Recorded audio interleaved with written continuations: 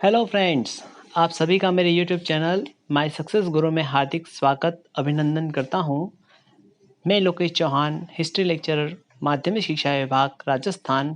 आज आपको भारतीय इतिहास के प्राचीनतम भारत के सबसे महत्वपूर्ण अध्याय सिंधु घाटी सभ्यता के बारे में विस्तृत जानकारी देने जा रहा हूं, जो सभी प्रकार के कंपटीशन एग्जाम्स के लिए अत्यंत उपयोगी सिद्ध होगी। आप सभी से निवेदन है कि वीडियो अंत तक जरूर देखें। सिंधु सभ्यता यह एक कांस्ययुगीन सभ्यता है जिसे आद्य इतिहास के अंतर्गत माना जाता है। इस सभ्यता के लिए साधारणतः 3 नामों का प्रयोग होता है: सिंधु सभ्यता, सिंधु घाटी की सभ्यता और हड़प्पा सभ्यता। प्रारंभ में हड़प्पा एवं मोहनजोदड़ो की खोज हुई, तब यह सोचा गया कि यह सभ्यता सिंधु घाटी तक सीमित थी, अतः इसे सिंधु घाटी की सभ्यता का नाम दिया गया। हड़प्पा या सिंधु संस्कृति का उदय ताम्र पाषाणिक पृष्ठभूमि पर भारतीय उपमहाद्वीप के पश्चिमोत्तर भाग में हुआ। इसका नाम हड़प्पा संस्कृति इसलिए पड़ा क्योंकि इसका पता सबसे पहले 1921 में पाकिस्तान के पश्चिम पंजाब प्रांत में अवस्थित हड़प्पा के आधुनिक स्थल में चला। इस परिपक्व हड़प्पा संस्कृति का केंद्र स्थल पंजाब और सिंध में मुख्यतः सिंधु घाटी में पड़ता है। दजला फरात और नील घाटी की सभ्यताओं की समकालीन यह सभ्यता अपने विशिष्ट नगर नियोजन और जल निकासी व्यवस्था के लिए विश्व प्रसिद्ध है। सन 1921 में भारतीय पुरातत्व सर्वेक्षण विभाग के महानिदेशक सर जॉन मार्शल के निर्देशन में राय बहादुर दयाराम साहनी ने वर्तमान पाकिस्तान के पंजाब प्रांत के मोंटगोमरी जिले में रावी नदी के तट पर स्थित हड़प्पा का अन्वेषण किया। जॉन मार्शल ने इसे सिंधु सभ्यता का नाम दिया। इस सभ्यता के अब तक 350 से अधिक स्थल प्रकाश में आ चुके हैं। इसका अधिकांश स्थल लगभग 200 गुजरात में ही है। विभाजन के पूर्व उत्खनित अधिकांश स्थल 1947 में पाकिस्तान में चले गए। अपवाद स्वरूप 2 स्थल कोटला, निहन खान तथा रंगपुर भारतीय सीमा क्षेत्र में बचे हैं। दजला फरात और नील घाटी सभ्यताओं की समकालीन यह सभ्यता अपनी विशिष्ट नगर नियोजन और जल निकासी प्रणाली के लिए विश्व प्रसिद्ध है। सिंधु घाटी सभ्यता का तिथि निर्धारण। सिंधु सभ्यता की तिथि को निर्धारित करना भारतीय पुरातत्व का विवादग्रस्त विषय है। यह सभ्यता आरंभ से ही विकसित रूप में दिखाई पड़ती है तथा इसका पतन भी आकस्मिक प्रतीत होता है। ऐसी स्थिति में कुछ भी निश्चित तौर पर नहीं कहा जा सकता। इस क्षेत्र में सर्वप्रथम प्रयास जॉन मार्शल का रहा है। उन्होंने 1931 में इस सभ्यता की तिथि लगभग 3200 ईसा पूर्व से 2750 ईसा पूर्व निर्धारित किया है। रेडियो कार्बन 14 C14 तिथि निर्धारण विधियों में सर्वाधिक प्रचलित विधि है। रेडियो कार्बन 14 जैसी नवीन विश्लेषण पद्धति के द्वारा हड़प्पा सभ्यता की तिथि 2500 ईसा पूर्व से 1750 ईसा पूर्व माना गया है, जो सर्वाधिक मान्य है। नवीनतम आंकड़ों के अनुसार यह सभ्यता 400-500 वर्षों तक विद्यमान रही तथा 2200 ईसा पूर्व से 2000 ईसा पूर्व के मध्य यह अपने परिपक्व अवस्था में थी। विभिन्न पुरातत्वविदों ने सिंधु सभ्यता के संबंध में अलग अलग तिथि निर्धारित की है। सर जॉन मार्शल के अनुसार सिंधु घाटी सभ्यता की तिथि 3250 ईसा पूर्व से 2750 ईसा पूर्व है। अर्नेस्ट मैके ने सिंधु सभ्यता की तिथि 2800 ईसा पूर्व से 2500 ईसा पूर्व निर्धारित की है। माधव स्वरूप वत्स के अनुसार सिंधु सभ्यता की तिथि 3500 ईसा पूर्व से 2700 ईसा पूर्व मानी है। CJ गेट ने सिंधु घाटी सभ्यता की तिथि 2350 ईसा पूर्व से 1750 ईसा पूर्व मानी है। मार्टिमर व्हीलर के अनुसार सिंधु सभ्यता की तिथि 2500 ईसा पूर्व से 1500 ईसा पूर्व है। फेयर सर्विस ने सिंधु सभ्यता की तिथि 2000 ईसा पूर्व से 1500 ईसा पूर्व मानी है। रोमिला थापर के अनुसार सिंधु सभ्यता की तिथि 2300 ईसा पूर्व से 1750 ईसा पूर्व है। वर्तमान मान्यता के अनुसार सिंधु सभ्यता की तिथि 2500 ईसा पूर्व से 1500 ईसा पूर्व मानी गई है। सिंधु घाटी सभ्यता का विस्तार। सिंधु घाटी सभ्यता का भौगोलिक क्षेत्रफल लगभग 12,99,600 वर्ग किलोमीटर है। इसका आकार त्रिभुजाकार है। इसका विस्तार पूर्व से पश्चिम तक 1600 किलोमीटर तथा उत्तर से दक्षिण तक 1400 किलोमीटर तक है। अब तक इस सभ्यता के अवशेष पाकिस्तान और भारत में पंजाब, सिंध, बलूचिस्तान, गुजरात, राजस्थान, हरियाणा, पश्चिमी उत्तर प्रदेश, जम्मू कश्मीर, पश्चिमी महाराष्ट्र के भागों में पाए जा चुके हैं। इस सभ्यता का फैलाव उत्तर में जम्मू से लेकर दक्षिण में नर्मदा के मुहाने तक और पश्चिम में मकरान समुद्र तट से लेकर पश्चिमी उत्तर प्रदेश में मेरठ तक है। इस सभ्यता का सर्वाधिक पश्चिमी पूरा स्थल सुत कांगेडोर बलूचिस्तान में है। पूर्वी पूरा स्थल आलमगीरपुर यूपी में है। उत्तरी पूरा स्थल मांडा जम्मू में है तथा दक्षिणी पूरा स्थल दैमाबाद महाराष्ट्र में स्थित है। सिंधु सभ्यता की 3 राजधानियां कालीमग्गा, हड़प्पा और मोहनजोदड़ो। मोहनजोदड़ो को एक विस्तृत साम्राज्य की जुड़वा राजधानी बताया है। स्वात घाटी को उत्तरी हड़प्पा संस्कृति का उत्तरी छोर माना जाता है। सिंधु सभ्यता के निर्माता। सिंधु घाटी सभ्यता के प्रवर्तकों या मूल संस्थापकों के संबंध में हमारी उपलब्ध जानकारी केवल समकालीन खंडरों से प्राप्त मानव कंकाल और कपाल खोपड़ियां हैं। प्राप्त साक्ष्यों से पता चलता है कि मोहनजोदड़ो की जनसंख्या एक मिश्रित प्रजाति की थी, जिसमें कम से कम 4 प्रजातियां थी। पहला प्रोटो ऑस्ट्रेलाइड, दूसरा भूमध्य सागरीय, तीसरा अल्पाइन और चौथा मंगोलाइड। इन चारों में सर्वाधिक संख्या भूमध्य सागरीय की थी। आमतौर पर यही धारणा है कि मोहनजोदड़ो के लोग मुख्यतः भूमध्य सागरीय प्रजाति के थे। किसी प्रजाति के विशेष द्वारा सिंधु सभ्यता के प्रवर्तन या संस्थापन करने के संबंध में इतिहास एवं पुरातत्वविदों के मध्य काफी मतभेद है। सिंधु सभ्यता के प्रवर्तकों को द्रविड़, ब्राह्मी, सुमेरियन, पाणी असुर, वृत्य, बाहिक, दास, नाग, आर्य प्रजातियों से संबंधित बताया है, परंतु अधिकांश विद्वान इस मत से सहमत हैं कि द्रविड़ ही सिंधु सभ्यता के निर्माता थे। अनेक विद्वानों ने सिंधु सभ्यता के निर्माताओं के संबंध में अपने अपने मत व्यक्त किए हैं। डॉक्टर लक्ष्मण स्वरूप और रामचंद्र ने सिंधु सभ्यता के निर्माता आर्यों को बताया। गार्डन चाइल्ड ने सिंधु सभ्यता के निर्माता सुमेरियन को बताया। राखलदास बनर्जी ने सिंधु सभ्यता के निर्माता द्रविड़ों को बताया। व्हीलर ने सिंधु सभ्यता के निर्माता दस्यु एम दास को बताया है। सिंधु घाटी सभ्यता के मुख्य स्थल।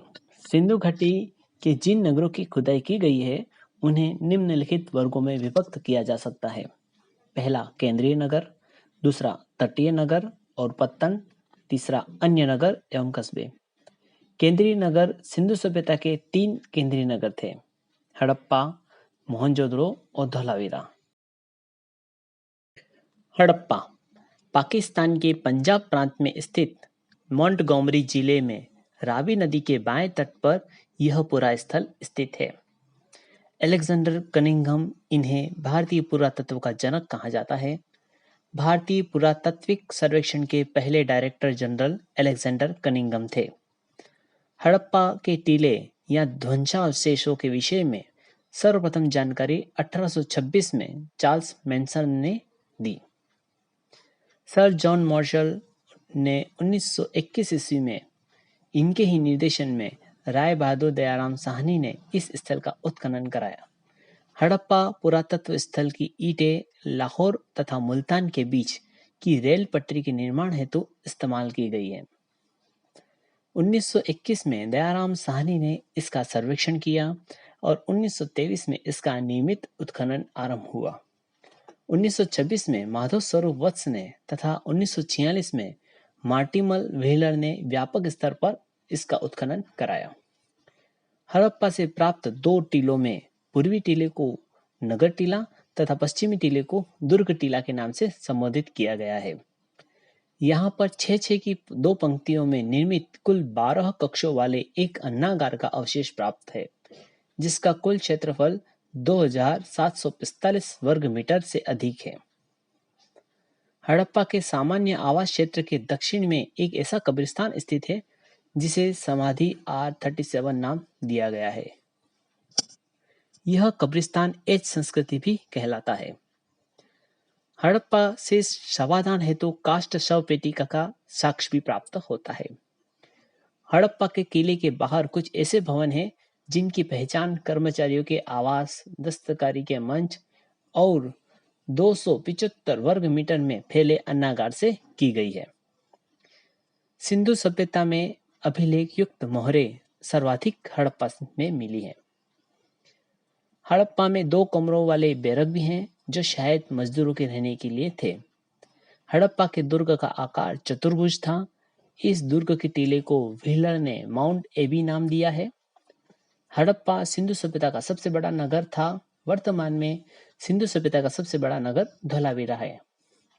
इसके अतिरिक्त यहाँ से प्राप्त कुछ महत्वपूर्ण अवशेष एक बर्तन पर बना मछुआरे का चित्र, शंख बना बेल, स्त्री के गर्भ से निकला हुआ पौधा जिसे उर्वरता की देवी भी माना गया है, पित्तल का बना इक्का, ईंटों के वृत्ताकार चबूतरे, गेहूं तथा जौ के दानों के अवशेष, कांसे की गाड़ी व कांसे गलाने का पात्र, 6 लड़ी के सोने के मनकों का हार व अन्नागार आदि मिले हैं। मोहनजोदड़ो सिंधी भाषा में इसका शाब्दिक अर्थ मृतकों का टीला होता है। यह सिंध के लरकाना जिले में सिंधु नदी के तट पर स्थित है। इसकी सर्वप्रथम खोज राखलदास बनर्जी ने 1922 में की थी। मोहनजोदड़ो का शायद सबसे महत्वपूर्ण सार्वजनिक स्थल है विशाल स्नानागार, जिसका जलाशय दुर्ग के टीले में है। यह 11.88 मीटर लंबा, 7.01 मीटर चौड़ा और 2.43 मीटर गहरा है। यह विशाल स्नानागार धार्मिक अनुष्ठान संबंधी स्नान के लिए था। मार्शल ने इसे तत्कालीन विश्व का आश्चर्यजनक निर्माण कहा है। विशाल अन्नागार मोहनजोदड़ो की सबसे बड़ी इमारत है, जो 45.71 मीटर लंबा और 15.23 मीटर चौड़ा है। मोहनजोदड़ो में नगर नियोजन के अंतर्गत उत्तर दक्षिण एवं पूर्व पश्चिम की ओर जाने वाली समांतर सड़कों का जाल बिछा हुआ था, जिन्होंने नगर को लगभग समान आकार वाले खंडों में विभाजित कर दिया था। मोहनजोदड़ो की शासन व्यवस्था राजतंत्रात्मक न होकर जनतंत्रात्मक थी। यहाँ के किले की रक्षा प्रणाली हड़प्पा के किले के समान थी। इसमें एक सुनियोजित नगर के सभी तत्व दिखाई देते हैं। मोहनजोदड़ो ही एकमात्र ऐसा स्थान है जहां से एक स्तूप का अवशेष मिला है। मोहनजोदड़ो के पश्चिमी भाग में स्थित दुर्ग टीले को स्तूप टीला भी कहा जाता है, क्योंकि यहाँ पर कुषाण शासकों ने एक स्तूप का निर्माण करवाया था। पाकिस्तान में स्थित सिंधु सभ्यता का एकमात्र स्थल जिसका 7 बार उत्थान और 7 बार पतन हुआ, वह मोहनजोदड़ो ही है। हड़प्पा कालीन सभ्यता के सबसे अधिक आबादी वाले नगर मोहनजोदड़ो और हड़प्पा थे। कुबड़ वाले बैल, वृषभ की आकृति मोहनजोदड़ो में पाई गई एक प्रकार की मुहर है। हाथी दांत पर मानव का चित्र, पक्की मिट्टी की मृण मूर्तियां, टेराकोटा मोहनजोदड़ो से मिली है। यहाँ से घोड़े के अस्तित्व का प्रमाण मिला है। मोहनजोदड़ो एवं कालीबंगा से प्राप्त कुछ मोहरों पर पशु बलि के प्रमाण मिलते हैं। यहाँ से गहनों का ढेर मिला है। सिंधु घाटी सभ्यता के लोग कपड़े, कपास व सूत का इस्तेमाल करते थे। ये इस बात के प्रमाण हमें मोहनजोदड़ो से ही मिले हैं। डाढ़े वाले सिर की पत्थर की मूर्ति जो संभवतः पुजारी की मानी जाती है, वह स्वस्तिक चिन्ह मोहनजोदड़ो से ही मिले हैं। मोहनजोदड़ो से प्राप्त अन्य अवशेषों में महाविद्यालय भवन, कांसे की नृत्य रत्न नारी की मूर्ति, पुजारी योगी की मूर्ति, मुद्रा पर अंकित पशुपतिनाथ शिव की मूर्ति, कुंभकारों के 6 भट्टे, सूती कपड़ा, हाथी का कपालखंड, गले हुए तांबे के ढेर, सीपी की बनी हुई पटरी, अंतिम स्तर पर बिखरे हुए एवं कुएं से प्राप्त नरकंकाल, घोड़े के दांत और गीली मिट्टी पर कपड़े के साक्ष्य मिले हैं। लोथल गुजरात के अहमदाबाद जिले में भोगवा नदी के तट पर स्थित इस स्थल की सर्वप्रथम खोज डॉक्टर S.R. राव ने 1957 में की थी। सागर तट पर स्थित यह स्थल पश्चिमी एशिया से व्यापार का प्रमुख बंदरगाह था। लोथल से मिले एक मकान का दरवाजा गली की ओर न खोलकर सड़क की ओर खुलता था। लोथल को लघु हड़प्पा व लघु मोहनजोदड़ो भी कहा जाता है। फारस की मुद्रा या सील और पक्के रंग में रंगे हुए पात्रों की उपलब्धि से स्पष्ट है कि लोथल सिंधु सभ्यता काल में सामुद्रिक व्यापारिक गतिविधियों का केंद्र था। यह हड़प्पाकालीन व्यापारिक गतिविधियों की राजधानी थी। लोथल में गढ़ी और नगर दोनों रक्षा प्राचीर से घिरे हैं। यहाँ नगर के उत्तर में एक बाजार और दक्षिण में औद्योगिक क्षेत्र था। यहाँ शंख का कार्य करने वाले दस्तकारों और ताम्र कर्मियों के कारखाने थे। लोथल की सबसे बड़ी उपलब्धि जहाजों की गोदी डॉक यार्ड है। यह लोथल के पूर्वी खंड में पक्की ईंटों का एक तालाब जैसा घेरा था। डॉक यार्ड 770 फुट लंबा, 120 फुट चौड़ा व 15 फुट गहरा था। यहाँ से पंचतंत्र में लिखित धूर्त लोमड़ी की कहानी को प्रस्तुत करती चित्रकारी वाला मर्तबान मिला है। यहाँ यज्ञ वेदियों, अग्नि वेदिकाओं, अग्नि पूजा के प्रमाण मिले हैं। ये प्रमाण कालीबंगा से भी मिले हैं। यहाँ रंगाई हौज व जल निकासी की सबसे अच्छी प्रणाली प्रकाश में आई है। यह समुद्री व्यापार का प्रमुख केंद्र था। लोथल से हाथी दांत व मनके बनाने का कारखाना मिला है। लोथल एवं कालीबंगा से युग्म समाधियों शवाधान मिले हैं। लोथल के एक कब्रिस्तान में पुरुष महिलाओं के साथ साथ दफनाने के साक्ष्य व चावल के प्रथम साक्ष्य मिले हैं। यहाँ दिशा मापक यंत्र मिला है। धोलावीरा तथा लोथल में किलेबंदी थी। यहाँ मिस्र के समान मम्मी के प्रमाण भी मिले हैं। आटा पीसने की हथ चक्की भी मिली है, जो विश्व में अपनी प्रकार का अकेला उदाहरण है। लोथल एवं रंगपुर से घोड़े की मृण मूर्तियों तथा सुरकोटड़ा से घोड़े के अस्थि पंजर प्राप्त हुए हैं। लोथल एवं रंगपुर से बाजरे की खेती किए जाने के प्रमाण प्राप्त हुए हैं। यहाँ बंदरगाह, धान, चावल और बाजरे के साक्ष्य, फारस की मोहर, घोड़े की मृण लघु मृण मूर्तियाँ, 3 युगल समाधियाँ आदि अवशेष प्रमुख हैं। यहाँ की सर्वाधिक प्रसिद्ध उपलब्धि हड़प्पाकालीन बंदरगाह के अतिरिक्त मृदपान उपकरण, मोहरे, बाट एवं माप तथा पाषाण के उपकरण हैं। कालीबंगा राजस्थान के हनुमानगढ़ जिले में सरस्वती नदी के तट पर स्थित इस प्राक हड़प्पापुरा स्थल की खोज सर्वप्रथम अमलानंद घोष ने 1953 में की थी। 1961 ईस्वी में बीबी लाल और बीके थापर के निर्देशन में इसका उत्खनन हुआ। कालीबंगा का अर्थ काले रंग की चूड़िया होता है। कालीबंगा एवं बनवाली में 2 सांस्कृतिक अवस्थाओं प्राक पूर्व हड़प्पा एवं हड़प्पा कालीन के दर्शन होते हैं। यहाँ भूकंप का प्राचीनतम साक्ष्य भी मिला है। कालीबंगा सिंधु सभ्यता का एकमात्र स्थल है जहां मातृ देवी की मूर्तियां प्राप्त नहीं हुई है। यहाँ विश्व में हल से जुताई किए हुए खेत हल रेखा के सबसे प्रारंभिक अवशेष मिले हैं। कालीबंगा में किलेबंद पश्चिमी तटों के 2 पृथक पृथक किंतु परस्पर संबंध खंड हैं। एक संभवतः जनसंख्या के विशिष्ट वर्ग के निवास के लिए और दूसरा अनेक ऊंचे ऊंचे चबूतरों के लिए, जिसके शिखर पर हवन कुंडों के अस्तित्व का साक्ष्य मिलता है। इस स्थल के पश्चिम में कब्रिस्तान है। कालीबंगा के पूर्वी टीले की योजना मोहनजोदड़ो की योजना से मिलती जुलती है, परंतु इन दोनों में अंतर यह है कि कालीबंगा के घर कच्ची ईंटों के बने थे। इसके विपरीत मोहनजोदड़ो के घर अधिकांशतः पक्की ईंटों के थे। कालीबंगा में कोई स्पष्ट घरेलू या शहरी जल निकासी प्रणाली भी नहीं थी। यहाँ पर प्राक हड़प्पा एवं हड़प्पा कालीन संस्कृतियों के अवशेष मिले हैं। यहाँ से प्राप्त कुछ मृद भांड परवर्ती हड़प्पा के सांस्कृतिक युग में भी प्रयुक्त किए जाते रहे हैं। यहाँ किए गए उत्खननों से हड़प्पा कालीन सांस्कृतिक युग के 5 स्तरों का पता चला है। सेल खड़ी की मोहरें एवं मिट्टी की छोटी मोहरें सीले महत्वपूर्ण अभिलिखित वस्तुएं थी, जिनके वर्ण हड़प्पा कालीन लिपि के समान हैं। यहाँ सूती कपड़े के साक्ष्य मिले हैं। यहाँ से प्राप्त अवशेषों में बेलनाकार मोहरे, हल के निशान, जूते हुए हल के साक्ष्य, ईंटों से निर्मित चबूतरे, हवन कुंड या अग्निकुंड, अन्नागार, अलंकृत ईंटों का प्रयोग, घरों के निर्माण में कच्ची ईंटों का प्रयोग, तांबे के बैल की आकृति, युगल तथा प्रतीकात्मक समाधियां आदि प्रमुख हैं। कालीबंगा में शवों के अंत्येष्टि संस्कार हेतु 3 विधियों पूर्ण समाधिकरण, आंशिक समाधिकरण एवं दाह संस्कार के प्रमाण मिले हैं।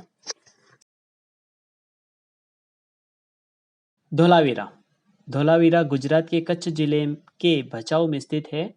इसकी खोज 1990-91 में R.S. बिष्ट ने की थी। धोलावीरा वर्तमान भारत में खोजे गए हड़प्पाकालीन 2 विशालतम नगरों में से एक है। इस श्रेणी में दूसरा विशालतम नगर हरियाणा में स्थित राखीगढ़ी है। धोलावीरा भारतीय उपमहाद्वीप का चौथा विशालतम हड़प्पाकालीन नगर है। इस आकार के 3 अन्य नगर हैं मोहनजोदड़ो, हड़प्पा एवं बहावलपुर में गनेड़ीवाल। वर्तमान में ये तीनों नगर पाकिस्तान में हैं। यहाँ एक अत्यंत उन्नत जल प्रबंधन व्यवस्था पाई गई है। यहाँ कृत्रिम जलाशय के प्रमाण मिले हैं। यह सिंध सभ्यता का सबसे प्राचीन और सुव्यवस्थित, खूबसूरत तथा सबसे बड़ा नगर था। धोलावीरा में दुनिया का सबसे पुराना स्टेडियम पाया गया है। उपयोग के लिए सबसे बड़ा अभिलेख धोलावीरा में ही है। धोलावीरा में अभी कुछ ही समय पूर्व की गई खुदाई से एक अन्य विशाल एवं भव्य हड़प्पाकालीन नगर के अवशेष मिले हैं। इस नगर की विशालता का पता व्यापक दुर्गबंदी या सुरक्षा व्यवस्था से युक्त प्रभावशाली नगर योजना, सुंदर जल प्रणाली तथा 1000 वर्ष अधिक समय तक स्थायी रहने वाली क्रमिक बस्तियों के एक लंबे चरण से लगा है। धोलावीरा को अनेक अद्वितीय विशेषताएं हैं जो किसी भी अन्य हड़प्पाकालीन स्थल से नहीं पाई गई है। अन्य हड़प्पाकालीन नगर 2 भागों किला या नगर तुर्ग और निचले नगर में विभाजित थे, किंतु इनसे भिन्न धोलावीरा 3 प्रमुख भागों में विभाजित था, जिसमें से 2 भाग आयताकार दुर्गबंदी या प्राचीरों द्वारा पूरी तरह सुरक्षित थे। ऐसी नगर योजना अन्य हड़प्पाकालीन नगरों में देखने को नहीं मिलती है। R.S. बिष्ट के अनुसार धोलावीरा की जनसंख्या लगभग 20,000 थी। किसी भी सिंधु सभ्यता कालीन नगर से कहीं भी अन्यत्र परकोटेदार अथवा परकोटे रहित भागों को जोड़ते हुए एक समान परिधीय क्षेत्र की व्यवस्था नहीं मिलती है। धोलावीरा के मध्य या केंद्र में स्थित प्राचीर युक्त क्षेत्र, जिसे मध्यमा नाम दिया गया है, का शासक वर्ग से संबंधियों या प्रशासकीय अधिकारियों के आवास के लिए प्रयुक्त किया जाता होगा। मध्यनगर या मध्यमा केवल धोलावीरा में ही पाया गया है। चन्हुदड़ो मोहनजोदड़ो से 80 मील दक्षिण में स्थित इस स्थल की सर्वप्रथम खोज 1931 ईस्वी में M.G. मजूमदार ने की थी। 1935 में इसका उत्खनन मैके ने किया था।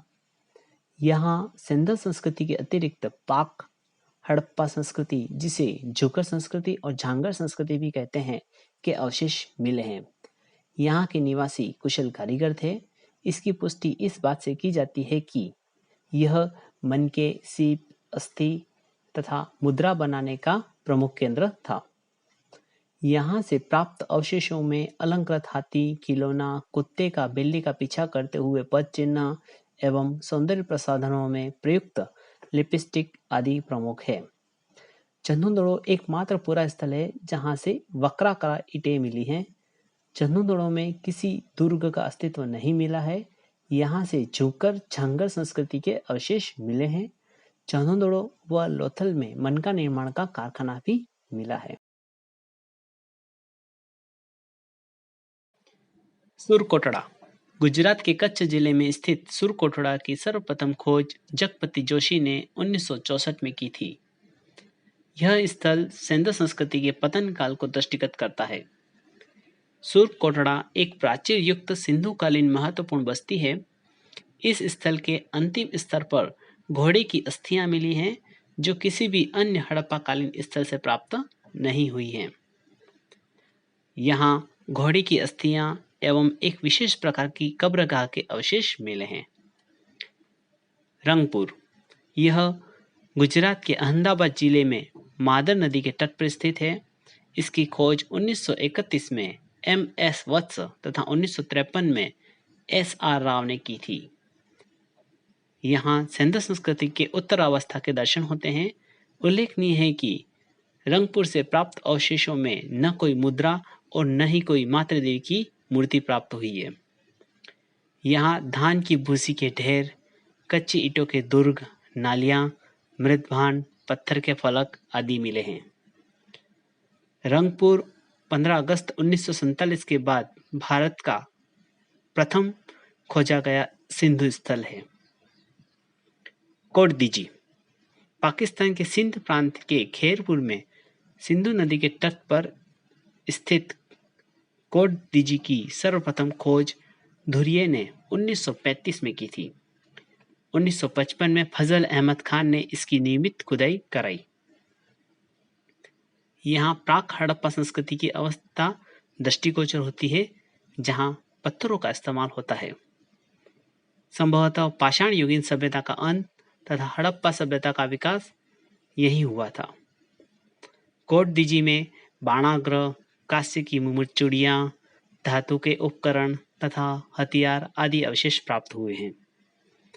यहाँ पत्थर की नींव वाले घर मिले हैं। यह स्थल अग्नि से नष्ट हुआ था, ऐसा माना जाता है। सुतकांगेंडोर, इसकी खोज 1931 ईस्वी में ओरेल स्टाइल ने की थी। यह पाकिस्तान के बलूचिस्तान में दाश्क नदी के तट पर ईरान के निकट स्थित है। यहाँ बेबीलोन से व्यापार का साक्ष्य मिला है। यह सिंधु घाटी सभ्यता का सुदूर पश्चिमी स्थित स्थल है। यहाँ नदी तटीय व्यापारिक चौकी मिली है। रोपड़, इसकी खोज 1955-56 ईस्वी में यज्ञदत्त शर्मा ने की थी। रोपड़ सतलज नदी के तट पर स्थित है। पंजाब में स्थित आधुनिक रूपनगर नामक नगर ही रोपड़ है।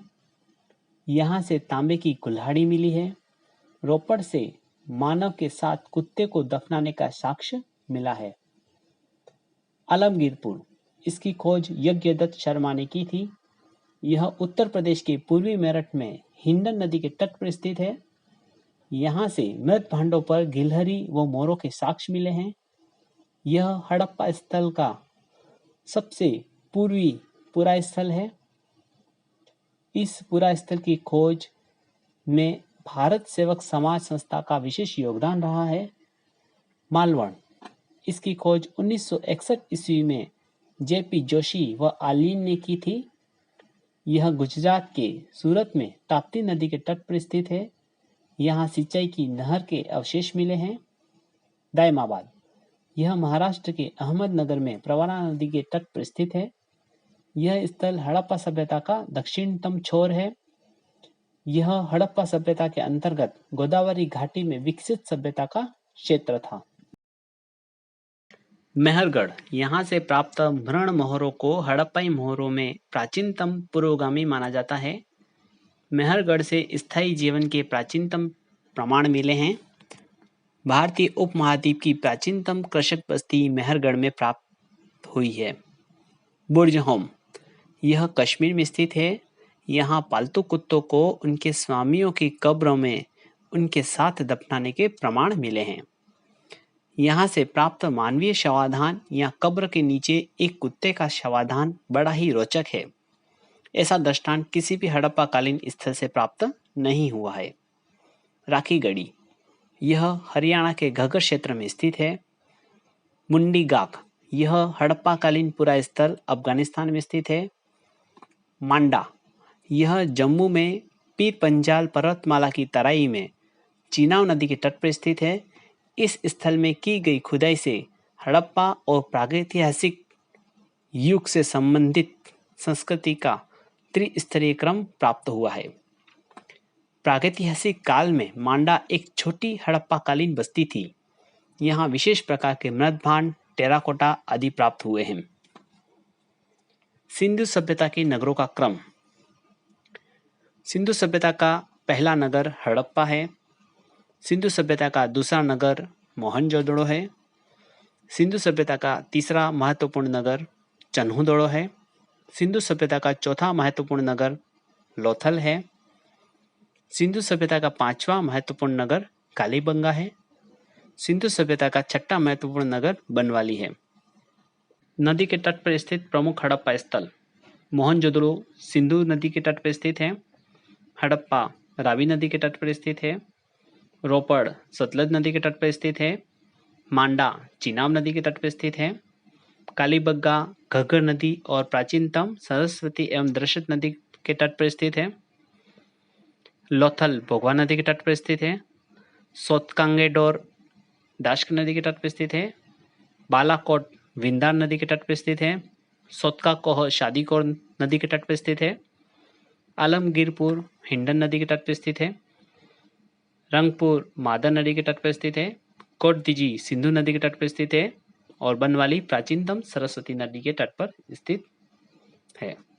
प्रमुख सिंधु स्थल और उनके उपनाम लोथल को लघु हड़प्पा और लघु मोहनजोदड़ो भी कहते हैं। मोहनजोदड़ो मोहनजोदड़ो शब्द का सही उच्चारण मुअनजोदड़ो होता है, जिसका सिंधी भाषा में मृतकों का टीला कहा जाता है। इसको प्रेतों का टीला, सिंध का बाग और सिंध का नकली स्थान भी कहा जाता है। बनवाली को समृद्धों का शहर भी कहा जाता है। सिंधु घाटी सभ्यता का नगर नियोजन। हड़प्पा सभ्यता की सबसे प्रभावशाली विशेषता उसकी नगर योजना एवं जल निकासी प्रणाली है। यह नगर योजना जाल पद्धति पर आधारित है। प्राप्त नगरों के अवशेषों से पूर्व एवं पश्चिमी दिशा में 2 टीले हैं। पूर्व दिशा में स्थित टीले पर नगर या फिर आवास क्षेत्र के साक्ष्य मिलते हैं। पश्चिमी टीले पर गढ़ी अथवा दुर्ग के साक्ष्य मिले हैं।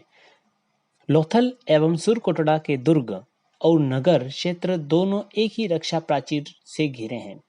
हड़प्पा, मोहनजोदड़ो तथा कालीबंगा को नगर योजना एक समान थी, किंतु कालीबंगा में व्यवस्थित जल निकासी प्रणाली न होने, कच्ची ईंटों के मकान बने होने के कारण यह एक दिनहीन बस्ती प्रतीत होती है।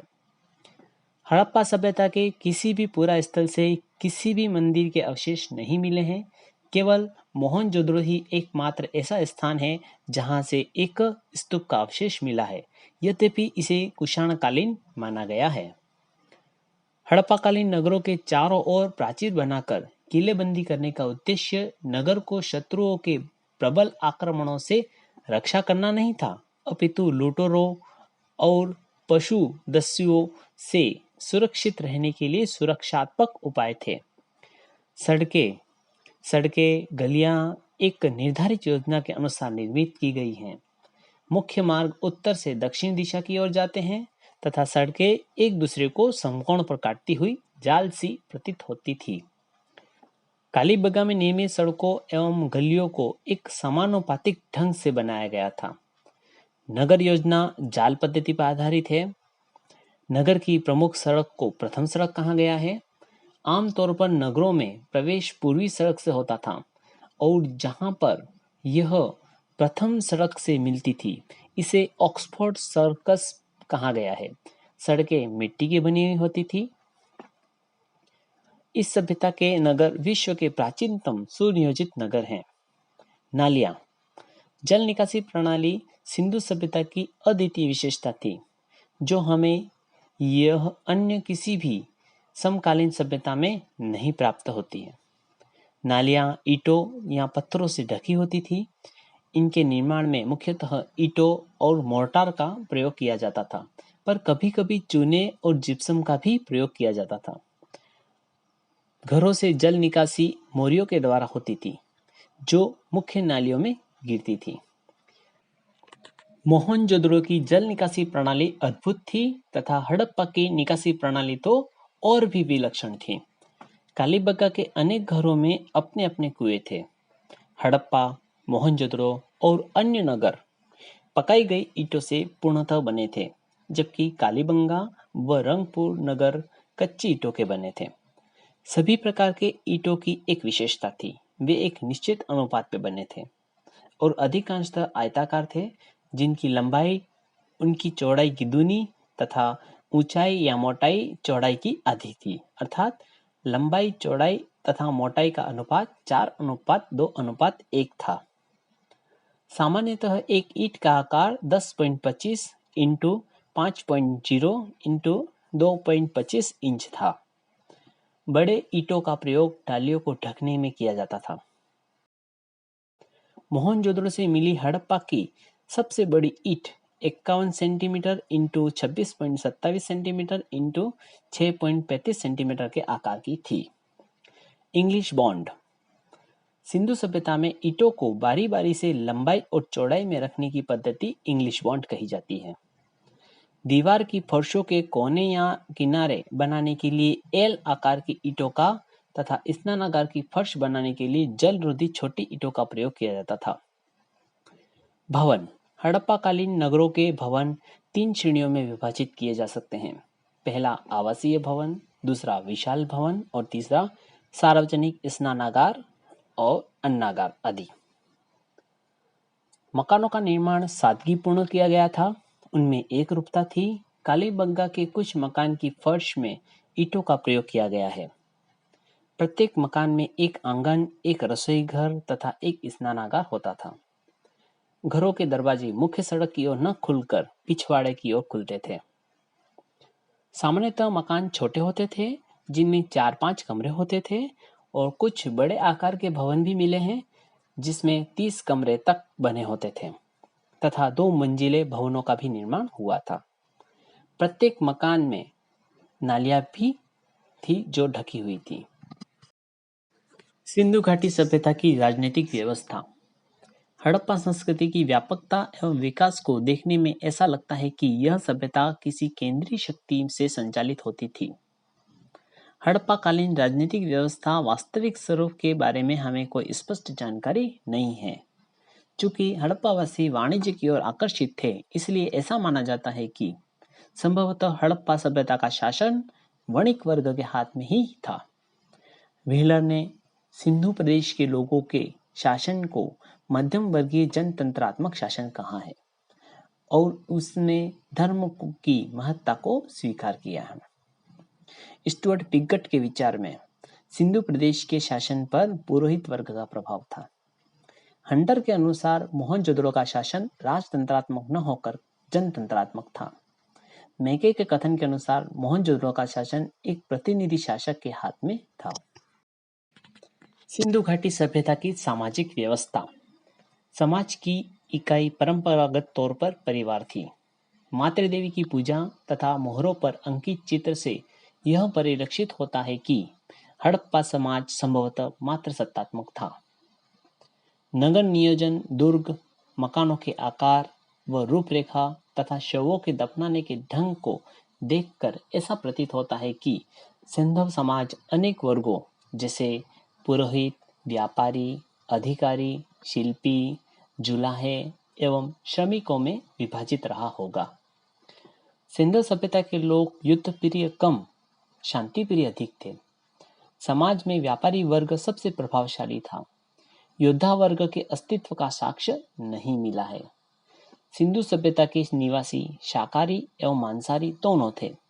भोज्य पदार्थों में गेहूं, जौ, मटर, तिल, सरसों, खजूर, तरबूज, गाय, सुअर, बकरी का मांस, मछली, घड़ियाल, कछुआ आदि का मांस प्रमुख रूप से खाए जाते थे। वस्त्र सूती एवं ऊनी दोनों प्रकार के पहने जाते थे। आभूषणों का प्रयोग पुरुष एवं महिलाएं दोनों करते थे। मनोरंजन के लिए पासे का खेल, नृत्य, शिकार, पशुओं की लड़ाई आदि प्रमुख साधन थे। धार्मिक उत्सव एवं समारोह भी समय समय पर धूमधाम से मनाए जाते थे। शवों के अंत्येष्टि संस्कार में 3 प्रकार के शवोत्सर्ग के प्रमाण मिले हैं। पहला पूर्ण समाधिकरण, इसमें संपूर्ण शव को भूमि में दफना दिया जाता था। दूसरा आंशिक समाधिकरण, इसमें पशु पक्षियों के खाने के बाद बचे शेष भाग को भूमि में दफना दिया जाता था। और तीसरा दाह संस्कार। सिंधु घाटी सभ्यता का धार्मिक जीवन। पुरा स्थलों से प्राप्त मिट्टी की मूर्तियों, पत्थर की छोटी मूर्तियों, मुहरों, पत्थर निर्मित लिंग एवं योनियों, मृत भांडों पर चित्रित चिन्हों से यह परिलक्षित होता है कि धार्मिक विचारधारा मातृदेवी, पुरुष देवता, पशुपतिनाथ, लिंग योनि, वृक्ष प्रतीक, पशु जल आदि की पूजा की जाती थी। मोहनजोदड़ो से प्राप्त एक सील पर 3 मुख वाला एक पुरुष ध्यान की मुद्रा में बैठा हुआ है। उसके सिर पर 3 सींग हैं। उसके बाईं ओर एक गेंडा और भैंसा तथा दाईं ओर एक हाथी, एक व्याघ्र एवं हिरण है। इसे पशुपति शिव का रूप माना गया है। मार्शल ने इसे आद्य शिव बताया है। प्रजनन शक्ति की पूजा। हड़प्पा से लिंग पूजा के सर्वाधिक प्रमाण मिले हैं। मातृदेवी की पूजा। सौम्य एवं रौद्र दोनों रूपों में मातृदेवियों की पूजा होती थी। हड़प्पा में पक्की मिट्टी की स्त्री मूर्तियां भारी संख्या में मिली हैं। हड़प्पा में एक मूर्ति में स्त्री के गर्भ से निकलता हुआ एक पौधा दिखाया गया है। यह संभवतः पृथ्वी देवी की प्रतिमा है। हड़प्पा सभ्यता के लोग धरती को उर्वरता की देवी मानकर इसकी पूजा करते हैं। वृक्ष पूजा। मुख्य रूप से पीपल और बबूल की पूजा होती थी। अग्नि पूजा। अनेक अग्नि देवियां कालीबंगा, लोथल, बनवाली, राखीगढ़ी के उत्खननों से मिली हैं। सार्वजनिक स्नान एवं जल पूजा। मोहनजोदड़ो से प्राप्त स्नानागार का आनुष्ठानिक महत्व था। हड़प्पा सभ्यता से स्वस्तिक, चक्र और क्रॉस के भी साक्ष्य मिलते हैं। स्वस्तिक और चक्र सूर्य पूजा का प्रतीक था। धार्मिक दृष्टिकोण का आधार यह लौकिक तथा व्यावहारिक अधिक था। मूर्ति पूजा का आरंभ संभवतः सैंधव सभ्यता से होता है। प्रेतवाद का भाग सिंधु सभ्यता के धर्म में मिलता है। सिंधु घाटी सभ्यता का आर्थिक जीवन। हड़प्पाकालीन अर्थव्यवस्था सिंचित कृषि व पशुपालन, विभिन्न दस्तकारियों में दक्षता और समृद्ध आंतरिक और विदेशी व्यापार पर आधारित थी। हड़प्पा सभ्यता का प्रमुख उद्योग सूती वस्त्र निर्माण था। कृषि। सिंधु घाटी के लोग पानी के उतर जाने पर नवंबर के महीने में बाढ़ वाले मैदानों में बीज बो देते थे और अप्रैल महीने में गेहूं व जौ की फसल काट लेते थे। सैंधव सभ्यता में कोई फावड़ा या फाल नहीं मिला है, परंतु कालीबंगा में हड़प्पा पूर्व अवस्था में क्रीडो हल रेखा से ज्ञात होता है कि हड़प्पा काल में राजस्थान के खेतों में हल जोते जाते थे। हड़प्पाई लोग शायद लकड़ी के हलों का प्रयोग करते थे। फसल काटने के लिए पत्थर के हंसियों का प्रयोग होता था। 9 प्रकार के फसलों की पहचान की गई है। चावल गुजरात व राजस्थान में, गेहूं की 3 किस्में, जौ की 2 किस्में, खजूर, तरबूज, मटर, राई, तिल आदि। किंतु सैंधव सभ्यता में मुख्य खाद्यान्न गेहूं एवं जौ थे। मोहनजोदड़ो, हड़प्पा एवं कालीबंगा में अनाज के बड़े बड़े कोठार मिले हैं। संभवतः किसानों से राजस्व के रूप में अनाज लिया जाता था। लोथल के लोग 1800 ईसा पूर्व में भी चावल का प्रयोग करते थे। यहाँ चावल के अवशेष प्राप्त हुए हैं। सर्वप्रथम कपास उत्पन्न करने का श्रेय सिंधु सभ्यता के लोगों को था, इसीलिए यूनानियों ने इसे सिंडोन नाम दिया है। पशुपालन। हड़प्पाई लोग बैल, भेड़, बकरी, सूअर आदि पालते थे। ऐसी कोई मूर्ति नहीं मिली है जिस पर गाय की आकृति खुदी हो। कुबड़ वाला सांड इस संस्कृति में विशेष महत्व रखता है। घोड़े के अस्तित्व का संकेत मोहनजोदड़ो की एक ऊपरी सतह से तथा लोथल में एक संदिग्ध मूर्ति का टेराकोटा से मिला है। गुजरात के सुरकोटड़ा नामक स्थल से घोड़े के अस्थिपंजर के जो अवशेष मिले हैं वे 2000 ईसा पूर्व के आसपास के हैं। इससे स्पष्ट होता है कि हड़प्पा काल में इस पशु के प्रयोग का आम प्रचलन नहीं था। गुजरात के निवासी हाथी पालते थे। शिल्प एवं तकनीक। सैंधव लोग पत्थर के अनेक प्रकार के औजारों का प्रयोग करते थे। तांबे के साथ टीन मिलाकर कांसा तैयार किया जाता था, किंतु हड़प्पा में कांसे के औजार बहुतायत से नहीं मिलते हैं। हड़प्पा समाज के शिल्पियों में कसेरा के समुदायों का महत्वपूर्ण स्थान था। तांबा राजस्थान के खेतड़ी से 3 अफगानिस्तान से सोना चांदी, अफगानिस्तान से तांबा, दक्षिणी भारत से रत्न आदि मंगाए जाते थे। इस काल में कुम्हार के चाक का खूब प्रचलन था और हड़प्पाई लोगों के मृत भांडों की अपनी खास विशेषता थी। ये मृत भांड को चिकने और चमकीले बनाते थे। मोहनजोदड़ो के किसी बर्तन पर लेख नहीं मिलता है, परंतु हड़प्पा के बर्तनों पर लेख भी मिलते हैं। हड़प्पा के कुछ बर्तनों पर मानव आकृतियां भी दिखाई देती हैं। सिंधु घाटी सभ्यता की लिपि। सिंधु लिपि में लगभग 64 मूल चिन्ह, 250 से 400 तक अक्षर हैं जो सेल खड़ी की आयताकार मोहरों, तांबे की गुरिकाओं आदि पर मिलते हैं। लेखन प्रणाली साधारणतः अक्षर सूचक मानी गई है। हड़प्पा लिपि का सबसे पुराना नमूना 1853 में मिला था और 1923 तक पूरी लिपि प्रकाश में आ गई, किंतु अभी तक नहीं पढ़ी जा सकी है। आई महादेवन, इन्होंने सिंधु लिपि का उद्वाचन किया है। ब्रुस्टोफैलन, इस पद्धति में सिंधु लिपि लिखी गई है। हड़प्पा लिपि भाव चित्रात्मक पिक्टोग्राफ है और उनकी लिखावट क्रमशः दाईं ओर से बाईं ओर की जाती थी। रेवरेंड हैरिस, सिंधु लिपि को बाईं ओर से दाईं ओर पढ़ने और उसे तमिल भाषा में परिवर्तित करने वाले विद्वान रेवरेंड हैरिस ही हैं। द्रविड़ लिपि, यह हड़प्पन लिपि के सर्वाधिक निकट या समरूप है। अधिकांश अभिलेख मृण मुद्राओं सीलों पर हैं। इन सीलों का प्रयोग धनाढ्य लोग अपनी निजी संपत्ति को चिन्हित करने और पहचानने के लिए करते होंगे। सेंधर लिपि मूल रूप से देशी है और उसका पश्चिमी एशिया की लिपियों से कोई संबंध नहीं है। बाट, माप, तोल की इकाई संभवतः 16 के अनुपात में थी, उदाहरणतः 16, 64, 160, 320, 640 आदि। मुहरे एवं मृत भांड, इनसे हड़प्पा सभ्यता की लिपि के नमूने प्राप्त हुए हैं। बाट घनाकार, वर्तुलाकार, बेलनाकार एवं शंक्वाकार आकृति के थे। सिंधु लिपि में सबसे ज्यादा अक्षर यू आकृति में है। सिंधु लिपि में सबसे ज्यादा प्रचलित चिन्ह मछली है। मोहनजोदड़ो से सीप का बना हुआ तथा लोथल से हाथी का दांत का बना हुआ एक एक पैमाना स्केल मिला है। इसका प्रयोग संभवतः लंबाई मापने में किया जाता रहा होगा।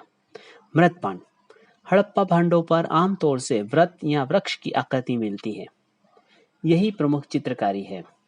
कुछ ठीकरों पर मनुष्य की आकृतियां भी दिखाई देती हैं। मुहरे, हड़प्पा संस्कृति की सर्वोत्तम कलाकृतियां उसकी मोहरें हैं। अब तक लगभग 2000 मोहरें प्राप्त हुई हैं। इनमें से अधिकांश मोहरें लगभग 500 मोहनजोदड़ो से मिली हैं। अधिकांश मोहरों पर लघु लेखों के साथ साथ एक सींगी सांड, भैंस, बाघ, बकरी और हाथी की आकृतियां खोजी गई हैं। मोहरों के बनाने में सर्वाधिक उपयोग सेल खड़ी स्टेटाइट का प्रयोग किया गया है। लोथल और देशपुर से तांबे की बनी मोहरें प्राप्त हुई हैं। सेंधव मोहरें बेलनाकार, वर्गाकार, आयताकार और वृत्ताकार हैं। कुछ मोहरों पर देवी देवताओं जैसे पशुपति शिव की आकृतियों के चित्रित होने के से यह अनुमान लगाया जा सकता है कि संभवतः इनका धार्मिक महत्व भी रहा होगा। वर्गाकार मुद्राएं सर्वाधिक प्रचलित थी। मोहनजोदड़ो, लोथल तथा कालीबंगा से राज मुद्रांक सीलिंग नहीं मिले हैं। इससे व्यापारिक क्रियाकलापों का ज्ञान होता है। लघु मृण मूर्तियां, सिंध प्रदेश में भारी संख्या में आंख में पकी मिट्टी जो टेराकोटा कहलाती है की बनी मूर्तिकाएं फिगरीन मिली हैं। इनका प्रयोग या तो खिलौने के रूप में या पूज्य प्रतिमाओं के रूप में होता था। इनमें कुत्ते, भेड़, गाय, बैल और बंदर की प्रतिकृतियां मिली। यद्यपि नर और नारी दोनों की मृण मूर्तियां मिली हैं, तथापि मृण मूर्तियां संख्या में बहुत अधिक है। प्रस्तर शिल्प में हड़प्पा संस्कृति पिछड़ी हुई थी। सिंधु घाटी सभ्यता का व्यापार। सिंधु सभ्यता के लोगों के जीवन में व्यापार का बड़ा महत्व था। इसकी पुष्टि हड़प्पा, मोहनजोदड़ो तथा लोथल में अनाज के बड़े बड़े कोठारों तथा ढेर सारी सीलों, मृण मुद्राओं, एक रूप लिपि और मानकीकृत माप तोलों के अस्तित्व से होती है। हड़प्पाई लोग व्यापार में धातु के सिक्कों का प्रयोग नहीं करते थे। सारे आदान प्रदान वस्तु विनिमय के द्वारा करते थे। स्थलीय व्यापार में अफगानिस्तान तथा ईरान तथा जलीय व्यापार में मकरान के नगरों की भूमिका महत्वपूर्ण होती थी। बहरीन द्वीप के व्यापारी दोनों देशों के बीच बिचौलिया का काम करते थे। मोहनजोदड़ो की एक मुहर पर एक ठीकरे के ऊपर सुमेरियन ढंग की नावों के चित्र अंकित हैं। सुमेरियन लेखों से ज्ञात होता है कि उन नगरों के व्यापारी मेलुहा के व्यापारियों के साथ वस्तु विनिमय करते थे। मेलुहा का समीकरण सिंध प्रदेश से किया गया है। लोथल से फारस की मोहरें तथा कालीबंगा से बेलनाकार मोहरें भी सिंधु सभ्यता के व्यापार के साक्ष्य प्रस्तुत करते हैं। फिरोजा, लाजवर्द, मणिहरिताश्म और टीन सिंधु घाटी में बाहर से मंगाए जाते थे। सिंधु तथा मेसोपोटामिया दोनों सभ्यताओं में मातृशक्ति की उपासना होती थी तथा दोनों के निवासी बैल, बतख, पाषाण स्तंभ को पवित्र मानते थे। सिंधु सभ्यता की समृद्धि का प्रमुख कारण उसका विदेशी व्यापार था। सिंध प्रदेश एवं ईरान के बीच विनिमय को कड़ी व्यापारिक मंडी फारस की खाड़ी में बहरीन द्वीप थी। मोहरे हड़प्पा संस्कृति की सर्वोत्तम कलाकृतियां मोहरे हैं। मोहरों को बनाने में सर्वाधिक उपयोग स्टेटाइट सेल खड़ी का किया जाता था। सेल खड़ी के अतिरिक्त काचली मिट्टी, गोमेद, चर्ट आदि की मुद्राएं भी बनाई जाती थी। सिंधु सभ्यता की जानकारी मोहरों से प्राप्त होती है तथा प्रचलन में सर्वाधिक वर्गाकार मोहरें थी। सिंधु घाटी सभ्यता में अब तक लगभग 2000 मोहरें प्राप्त हुई हैं। इनमें से अधिकांश मोहरें लगभग 500 मोहनजोदड़ो से मिली हैं। इन मोहरों का आकार लगभग 1 सेंटीमीटर से 5 सेंटीमीटर के बीच होता था। मोहनजोदड़ो, लोथल एवं कालीबंगा से राज मुद्रांक भी मिले हैं। तांबे की मुद्राएं लोथल और देशपुर से मिली हैं। हड़प्पा मोहरों पर सबसे अधिक एक श्रृंगी पशु का अंकन मिलता है। सिंध तथा मेसोपोटामिया, ईरान दोनों सभ्यताओं में मातृशक्ति की उपासना होती थी तथा दोनों के निवासी बैल, बतख, पाषाण स्तंभ को पवित्र मानते थे। सिंधु सभ्यता का व्यापारिक संबंध सुमेर व बहरीन से भी था। टीन ईरान, मध्य एशिया, अफगानिस्तान से आयात किया जाता था। तांबा राजस्थान के खेतड़ी व बलूचिस्तान से आयात किया जाता था। चांदी ईरान व अफगानिस्तान से आयात होती थी। सोना अफगानिस्तान, फारस व दक्षिणी भारत के कर्नाटक से आयात होती थी। लाजवर्द अफगानिस्तान के बदख्शां व मेसोपोटामिया से आता था। फिरोजा ईरान से तथा सीसा ईरान, राजस्थान, अफगानिस्तान व दक्षिणी भारत से आयात होता था और शिलाजित हिमालय क्षेत्र से यहाँ पर आती थी। नील रत्न बदख्शां अब से आता था, जबकि शंख और कोड़ियाँ गुजरात के सौराष्ट्र व दक्षिणी भारत से आयात होती थी। हरित मणि दक्षिणी भारत से आयात होती थी, जबकि सेल खड़ी बलूचिस्तान, राजस्थान व गुजरात से आयात की जाती थी। हड़प्पा संस्कृति की नागरिकोत्तर अवस्था। हड़प्पा संस्कृति की नागरिकोत्तर अवस्था को उप सिंधु संस्कृति भी कहते हैं। इसका उत्तर हड़प्पा संस्कृति नाम भी प्रचलित है। उत्तर हड़प्पा संस्कृतियां मूलतः ग्रामीण सभ्यता एवं ताम्रपाषाणिक थी। पकाई हुई ईंटें हरियाणा के भगवानपुरा में उत्तर हड़प्पाई अवस्था में मिली हैं। इसके सिवाय और कहीं भी नहीं पाई गई है। स्वात घाटी को उत्तर हड़प्पा संस्कृति का उत्तरी छोर माना जाता है। हड़प्पा उत्तर काल के लोग काला धूसर, औपादार मृद भांड का उपयोग करते थे। रागी भारत के किसी भी हड़प्पा स्थल में अभी तक नहीं देखा गया है। आलमगीरपुर में उत्तर हड़प्पाई लोग कपास भी उपजाते थे। आमतौर से सभी उत्तर हड़प्पाई स्थलों में मानव मूर्तिकाओं और विशिष्ट सूचक चित्र आकृतियों का अभाव है। सिंधु सभ्यता का पतन। हड़प्पा सभ्यता के उद्भव की भांति ही उसके विघटन का प्रश्न भी एक जटिल समस्या है।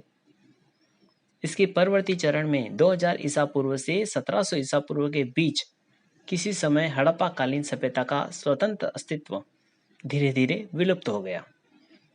इस सभ्यता के पतन होने के अनेक कारण हैं जो निम्नलिखित हैं। पहला, बाह्य आक्रमण। दूसरा, भूतात्विक परिवर्तन। तीसरा, जलवायु परिवर्तन। चौथा, विदेश व्यापार में गतिरोध। पांचवा, साधनों का तीव्रता से उपभोग। छठा, बाढ़ एवं अन्य प्राकृतिक आपदा। सातवां, प्रशासनिक शिथिलता। इस सभ्यता के विघटन के बारे में अनेक विद्वानों के मत अलग अलग हैं। गार्डन चाइल्ड और व्हीलर ने सिंधु सभ्यता के पतन का कारण बाह्य व आर्यों के आक्रमण को बताया है। जॉन मार्शल मेके एवं S.R. राव ने सिंधु सभ्यता का पतन बाढ़ को बताया है। Aurel Stine A.N. घोष ने सिंधु सभ्यता का पतन जलवायु परिवर्तन को कहा है। M.R. साहनी ने सिंधु सभ्यता का पतन भूतात्विक परिवर्तन को बताया है। जॉन मार्शल ने सिंधु सभ्यता का पतन प्रशासनिक शिथिलता को माना है। KUR कैनेडी के अनुसार सिंधु सभ्यता का पतन प्राकृतिक आपदाओं से हुआ था। सिंधु सभ्यता की देन। सिंधु सभ्यता ने ही हमें गेहूं और कपास की खेती का ज्ञान दिया था। हड़प्पा सभ्यता के द्वारा मानव जाति को दिए गए दो स्थायी उपहार हैं, गेहूं और कपास की खेती। स्वस्तिक का चिन्ह हड़प्पा सभ्यता की मुख्य देन है।